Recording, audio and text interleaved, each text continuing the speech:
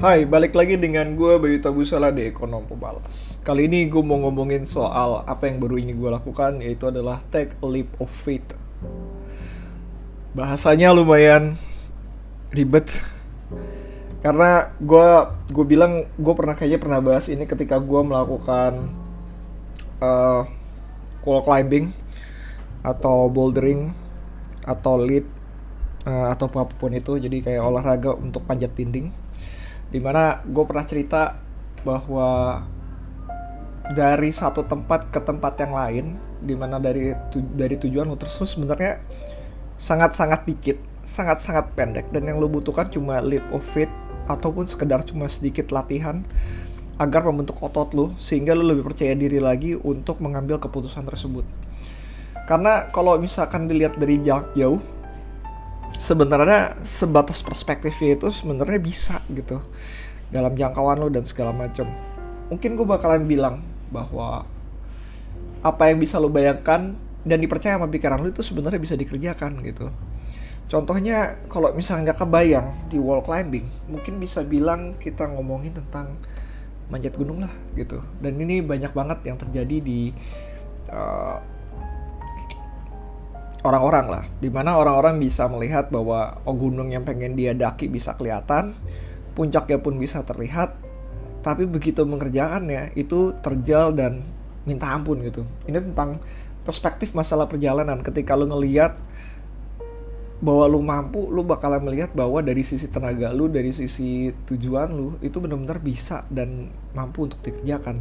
Tapi begitu lu mengerjakannya, perspektif itu tuh berubah dari yang sudutnya itu adalah jangka panjang ataupun lebar menjadi lebih sempit, dimana ketika perjalanan tersebut justru puncaknya mungkin jadi nggak kelihatan gitu. Kadang-kadang puncaknya nggak kelihatan, kadang-kadang lu bisa ngelihat bahwa puncaknya kelihatan dan begitu dekat, tapi begitu di jalan lu bilang terasa dekat, tapi kenapa jauh banget ya? Kenapa gue udah jalan berhari-hari ternyata belum sampai juga? Nah itu yang menyebabkan kayak lu greget banget untuk mengerjakannya, kayaknya gue menyerah sampai sini atau enggak. Nah gue baru aja dapet satu perspektif menarik dari YouTube, di Big Thing, YouTube-nya Big Thing. Dia berkata bahwa kalau misalkan US Navy SEALs, which is katanya US yang paling bagusnya, mungkin setara dengan Kopassusnya Indonesia, pelatihannya gue dengar hampir mirip-mirip lah 11-12. Di Navy SEALs itu ada yang namanya Hell's Week, dimana dalam 1 minggu itu lu beneran digenjot untuk dicari tahu batasan lu. Output dari pelatihan ini adalah untuk mengetahui bahwa apakah lu bisa bertahan di Navy SEALs. Dan Hell's Week ini benar-benar baru minggu awal doang dari pelatihannya, which is ini adalah program untuk melihat bahwa orang ini the best of the best yang masuk ke pelatihan dari Navy SEALs ini.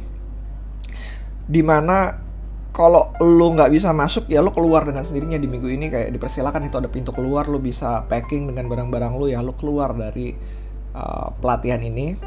Atau ketika lu mau mencari limitnya, ada 2 outcome-nya, adalah ketika lu bisa masuk ke dalam Navy SEALs atau lu mungkin meninggal dalam proses menuju Navy SEALs tersebut untuk masuk. Dan itu bisa dan ada kemungkinan untuk kejadian. Navy SEALs sendiri dia bilang katanya gini, bahwa manusia itu ketika ngomongin aduh gue capek, gue menyerah dan segala macam, itu baru 40% dari kemampuannya yang dikeluarkan. Hanya 40% dari kemampuan yang dikeluarkan.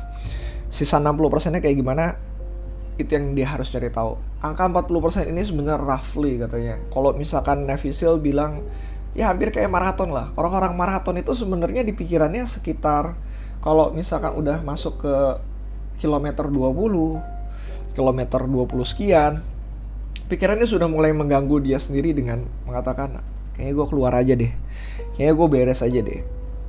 Tapi gue pengen tahu, kalau misalnya gue sampai finish walaupun gue nggak mampu ataupun gue nggak lari dengan sempurna, apa yang akan terjadi gitu. Dan akhirnya mereka banyak banget yang finish. Dan kalau misalkan dilihat ya kembali lagi, begitu pikiran lu bilang oh gue capek, gue menyerah dan segala macam, sebenarnya baru 40% dari apa yang lo kerjakan, yang bisa lo kerjakan. Lo masih punya tenaga lagi untuk lo simpan, untuk lo bisa lo kerjakan sampai sepenuhnya gitu. kembali lagi pada tahap awal, kenapa gue bilang ini masuk dalam ranah take a leap of faith. Jadi sebenarnya apa yang lo bisa pikirkan dan ketika lo kerjakan kayak lo mau menyerah, itu baru 40% dari apa yang bisa lo kerjakan. Sebenarnya lo bisa expand hal tersebut menjadi 100% ketika lo mau mencari tahu limit lo ada di mana. Dan ini adalah cerita gue ketika sekarang gue menjadi tanda kutip pengangguran, dimana gue akhirnya mendapatkan apa yang gue inginkan, dimana gue bisa berhenti dari kantor. So apparently gue belum tahu apakah gue akan kembali lagi masuk ke kantor berikutnya atau enggak. Tapi hingga saat ini ada kemungkinan gue bisa menjadi full time investor ataupun mengerjakan hal lain di luar kantor. Kenapa? Karena ada 3 hal dan gue akan sebutkan itu paling kan gue bakal ada jujur. Pertama, adanya luck atau hoki ataupun keberuntungan, dimana gue mendapatkan satu program pensiun dini, dan kedua ketika gue mengambil program ini adanya opportunity yang menurut gue ketika opportunity ini datang, ketika gue mengambil keputusan ini telat 1 bulan itu opportunity ini hilang. Kurang dari 1 bulan opportunity ini justru belum hadir sampai sendirinya. Jadi momen ketika gue mengambil pensiun dini adalah momen yang tepat, dimana terdapat satu investment yang benar-benar opportunity terbuka, which is bukan di pasar saham, tapi gue memperlakukannya lah kayak pasar saham, sehingga opportunity ini bisa menghidupkan gue untuk at least 5 years and ahead. Terus kedua adalah persiapan. Gue rasa gue adalah orang yang paling pengen banget untuk keluar kantor dari sejak pertama kali gue masuk kantor, dimana from day one gue udah bilang kayak gue mau keluar dari kantor ini. Teman gue bahkan masih inget banget, katanya 7 hari setelah pelatihan kita di kantor gue tersebut, gue udah mengatakan bahwa gue lagi mencari kerja baru karena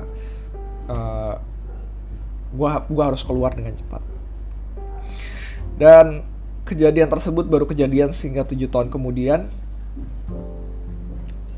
karena adanya preparasi.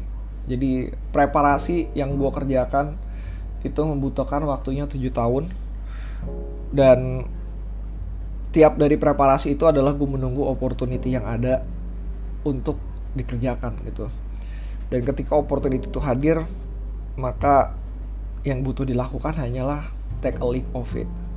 Bahwa lu sebenarnya akan baik-baik aja, bahwa lu akan mengalami hal-hal yang menarik dalam hidup lu dan kejadian-kejadian yang luar biasa ketika lu bisa take a leap of it. Keputusan yang merubah hidup lu itu bukan keputusan yang sangat mudah, dan gak akan ada pernah keputusan yang mudah ketika keputusan itu berurusan dengan merubah hidup lu. Untuk dari itu makanya lu butuh preparations. Nah, yang ketiga, ini merupakan masukan dari teman manjat gue. Shout out untuk Nino. Dia bilang katanya, kalau hal buruk yang bisa lu bayangkan gak pernah kejadian, kenapa lu harus takut akan hal tersebut gitu. Jadi akan ada banyak sekali dalam diri lu, dan gue hidup cukup lama ya, 38 tahun, dan which is ketika dia ngomong seperti itu, gue ngerasa itu adalah hal yang benar. 2 tahun yang lalu dia sempat ngomong seperti itu, bahwa hal paling buruk dalam hidup lu itu gak akan pernah kejadian, karena lu udah prepare dalam melakukan hal tersebut, untuk menghindari hal tersebut, sehingga gak kejadian gitu. Dan kebanyakan pikiran lu benar-benar membesar-besarkan masalah tersebut, sebenarnya menjadi hal yang menakutkan, padahal nggak akan pernah kejadian. Nah, combine everything, lo bakalan tahu bahwa ketika lo take a leap of it, bahwa apapun yang lo kerjakan dalam posisi lo sekarang, apapun yang lo kerjakan untuk mencapai posisi yang baru, itu hanya 40% dari apa yang bisa lo kerjakan. Dan deep down inside your heart, lo ngerti dan lo tahu bahwa sebenarnya you are such more bigger than that, bigger than everything yang lu lagi kerjakan sekarang. Lu tuh lebih besar dari apa yang bisa lu bayangkan. Karena kembali lagi kayak Navy Siltra berkata, bahwa apapun yang lu kerjakan sampai saat ini mungkin hanya 40% dari apa yang bisa lu kerjakan.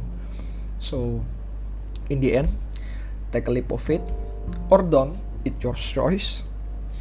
Pilihan lo untuk mengambil langkah ini atau enggak, tapi pastikan bahwa apapun yang lo kerjakan itu menjadi hal yang terbaik yang bisa lo kerjakan saat ini. Bahwa lo bisa memberikan lebih dari apa yang lo bisa kerjakan saat ini. So, see you again next time. Bye.